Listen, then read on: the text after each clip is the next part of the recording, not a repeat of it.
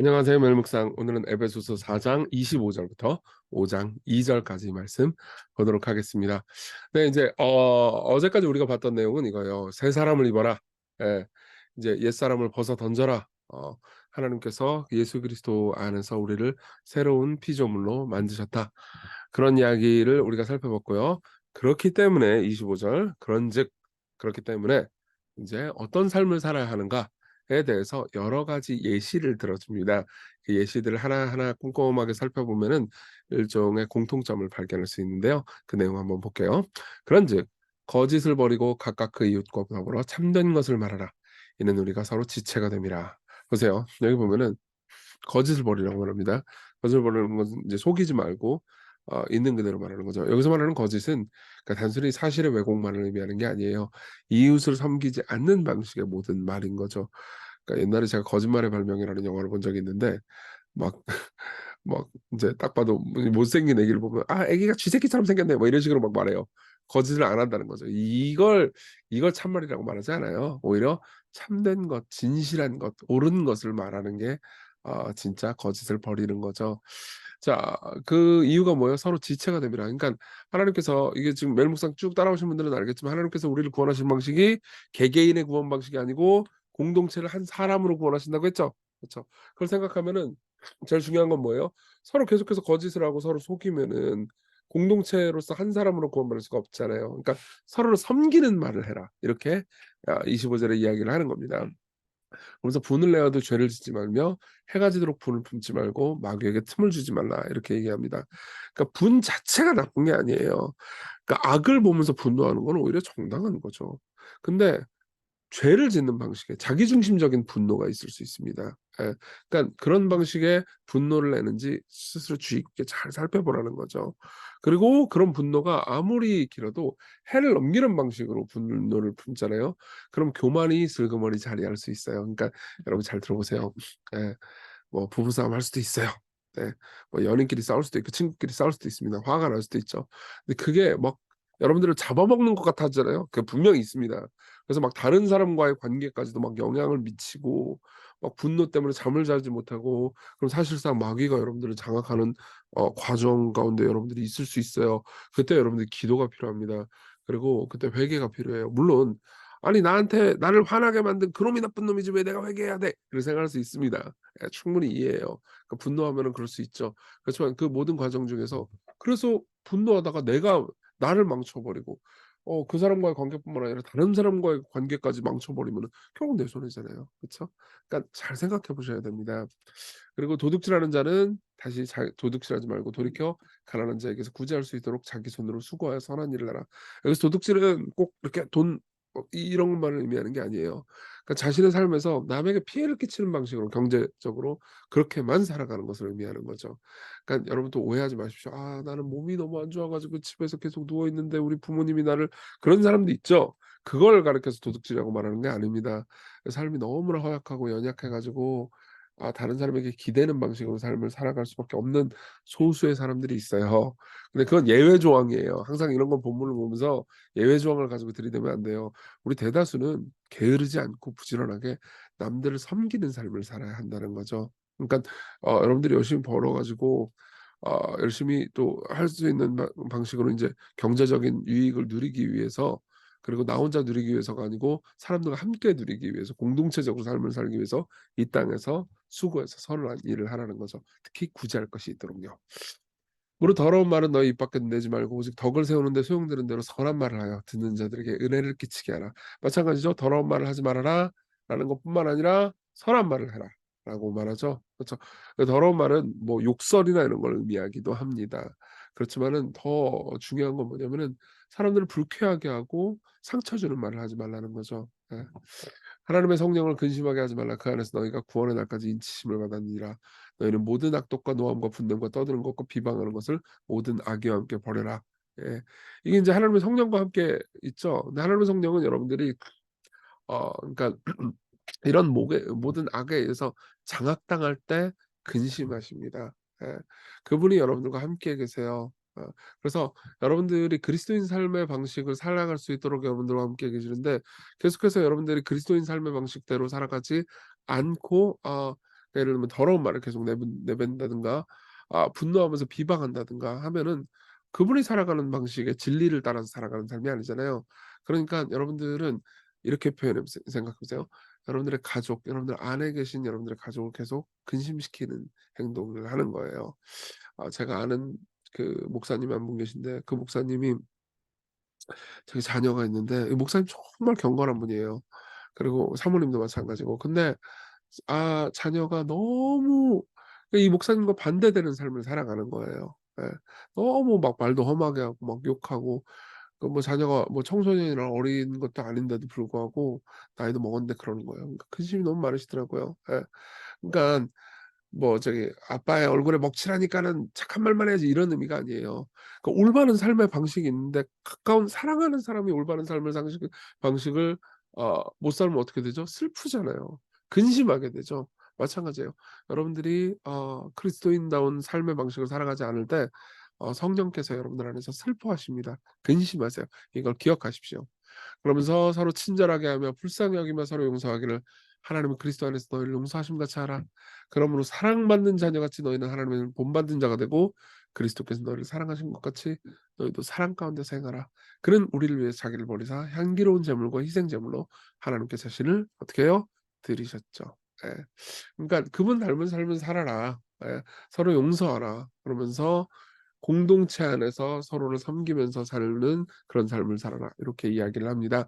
요거 좀 더 적용하면서 이야기를 해 볼게요. 첫 번째, 그리스도인 삶의 방식입니다. 여기 세 가지 특징이 있어요. 이 본문의 문맥에서는 세 가지 특징이 있는데, 이 모든 덕들은 우리의 관계에 관한 것들입니다. 예. 다시 쭉 살펴보면요, 전부 다 인간관계와 관련된 거예요. 그러니까 참되게 성령 충만한 사람은 이웃을 사랑하는 방식으로 열매를 맺는다, 이겁니다. 예. 참되게 성령 충만한 사람은 나 혼자 기도할 때 환상 보고 나 혼자 기도할 때 뭐 하고 막 초자연적인 일을 겪고, 이웃을 향해서는 막 나쁜 짓만 하고, 이런 사람이 절대 아니에요. 예. 결국 성령 충만한 사람은 이웃을 향해서 선을 베푸는 방식으로 열매를 맺게 된다는 거예요.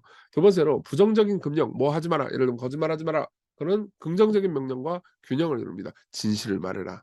그러니까 뭘 잘못을 안 한다는 것만으로 옳은 게 아니에요. 사랑을 행해야 그리스도인 삶의 방식인 거죠. 그리고 셋째는, 이 모든 삶의 방식은 결국 우리의 정체성에 관한 문제예요. 예. 우리가 사랑을 받는 자녀처럼 행하는 것이 핵심이에요. 그래서 사랑받는 자녀들은, 그러니까 부모님으로부터 사랑받고 좋은 부모님의 현명한 가르침으로 계속해서 그 이웃에게 피해 끼치는 삶을 살면 안 된다. 오히려 네가 가지고 있는 것으로 이웃을 돕는 삶을 살아야 된다. 어렸을 때부터 쭉 배우고 부모의 사랑을 많이 받은 자녀들은요, 대체로 삶을 살면서 나이가 먹고 나서도 건강한 이 삶을 살아요. 예. 그리고 자아가 건강하고 자기중심적이지 않은 삶을 살거든요. 그러니까는 사람들을 위해서 자신을 내어주는 삶을 사는 거죠. 이게 바로 그리스도인 삶의 방식이에요. 예. 자, 그리고 두 번째로 우리가 배운 그리스도 묵상하는 겁니다. 어제 얘기 기억나시나요? "너희는 그리스도를 그같이 배우지 아니하느니라." 기억나시죠? 그쵸? 여러분들이 배운 그리스도를 생각하잖아요. 그 사랑이 여러분들을 변화시킵니다. 제가 어떤 목사님 그 설교집 읽다가 이거 본 건데요. 이분이 어떤 의사분이랑 좀 상담을 했대요. 근데 이 의사분이 공부도 잘하고 아주 좀 돈도 좀 있고 굉장히 이제 좀 뭐라고 해야 될까, 엘리트의 삶을 살았을 거 아니에요. 근데 이제 부모님이 있었는데 부모님의 삶이 반대였대요. 어머님은 어 둘 다 교회를 나가셨어요. 근데 이 의사분은 이제 신앙을 버렸어요. 버렸는데 이제 목사님하고 이제 상담을 한번 일이 있어 가지고 상담을 하게 된 거죠. 어머니는 교회도 같이 잘 나가시고 윤리적으로 올바른 삶을 사시고 열심히 사시고, 그리고 아버지가 경제적으로 가정에 거의 기여하지 않았기 때문에 어머님의 힘으로 자기가 대학도 가고 공부를 다 했다는 거예요. 어머니 훌륭한 분이죠. 근데 아버지는 엉망진창인 삶을 살았대요. 예, 맨날 알코올 중독자였고 막 그러는데, 어쨌든 아버지도 교회는 나갔대요. 교회 가 가지고 막 찬양 부를 때 막 화를 내기도 하고 막 그랬다고 하더라고요. 근데도 그러니까 자기가 생각할 때 하나님이란 분을 신뢰하긴 했대요. 예. 근데 이제 이런저런 얘기를 하면서 이 의사분이 목사님한테 이런 상담을 얘기를 했대요. "그럼에도 불구하고 저는 어머니가 무서웠기 때문에 언젠가 내가 신에게 의지해야 한다면 반드시 모퉁이를 몰아서 아버지의 종교로 갈 거라고 항상 생각했습니다." 엄마의 종교가 아니고요. 어머니는 아름답고 완벽함에 대칭적이고 차가운 눈송이와 같았어요. 이 말이 무슨 말인지 이해되세요? 어머님은 항상 날카롭고 분노하고 그리고 올바른 삶을 살았지만은 자녀들을 혼내고 그리고 뭐랄까 이웃을 대해서도 항상 날카로운 삶을 살았던 거죠. 정죄하는 삶을 살았던 거죠. 아버지를 향한 정죄는 뭐 이루 말할 수 것도 없었고요. 예. 근데 '내가 엄마처럼 살 수 있을까?' 그건 못 살겠는 거예요, 이 의사분이 생각할 땐. 그러면 '내가 진짜 신이 있다면 아버지가 의지하는 신이 나한테는 더 희망이 되겠다.' 이런 생각을 했겠죠. 여러분 이 말이 무슨 말인지 이해되시나요? 우리에겐 정말 희망이 필요하다는 겁니다. 우리에게는 은혜가 필요하다는 거예요. 용서가 필요하다는 겁니다. 감사하게도 우리 주님의 삶은요. 이 어머니와 달리 아름답고 완벽하며 대칭적이지만 따뜻한 희생제물이었어요. 보세요. 성경에 뭐라고 그러죠? "그리스도께서 너를 사랑하신 것 같이 너희도 사랑 가운데 행하라." 그는 우리를 위해 자기를 보내사 향기로운 제물과 희생제물로 하나님께 드리셨습니다. 예. 그렇죠? 그분이야말로 사람들을 위한 자신의 삶을 사셨죠. 예. My life for you. 예. Your life for me가 아니고요. 예. My life for you. 내 삶이 너를 위한 것이다. 그분은 완벽한 삶을 사셨지만 따뜻한 분이셨습니다. 그분은 완벽한 삶을 사셨지만 어 뭐라고 해야 될까요? 자신을 내어 주시는 삶을 살았죠. 우리 이것을 생각하면서 기도해 봅시다. 어 여러분 여러분들이 그리스도인이라면요 하나님의 자녀입니다. 그걸 믿으시나요? 정말로 믿으시나요? 그러면 그분이 여러분들을 지금 사랑하고 계세요. 그 사랑을 더 깊이 알아갈수록 여러분들은 그리스도인다운 삶, 이웃을 섬기는 삶을 살아갈 수 있습니다. 그리고 예수 그리스도를 통해서 그 아버지를 바라봅시다. 자신을 제물로 바치신 완벽한 삶을 사셨지만 우리를 정죄하지 않으시고 완벽한 삶을 사셨지만 사람들을 위해서 자신을 기꺼이 기쁨으로 사랑으로 내어 주신 그리스도를 따라서 오늘 살게 해 달라고 우리 같이 기도합시다.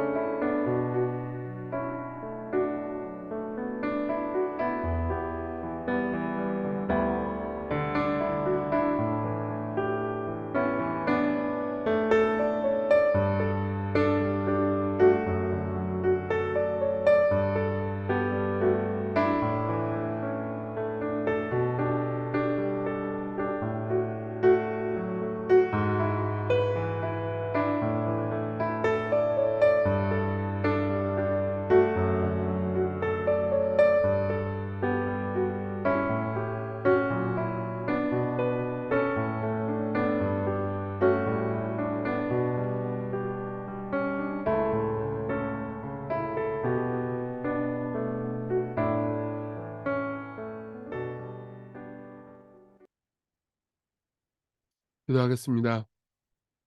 우리가 하나님의 조건 없는 사랑 안에 있다는 것을 다시 기억하게 하소서. 사랑받는 자녀가 아름답게 성장하듯 우리의 마음이 상처와 자기 연민과 분노로부터 해방되어 거짓으로부터 해방되어 당신의 사랑 안에 있는 진실, 당신의 사랑 안에 있는 기쁨 안에서 성장하게 해 주세요. 예수님 이름으로 기도했습니다. 아멘. 네, 주님의 은혜 안에서 오늘 기쁜 하루 되세요.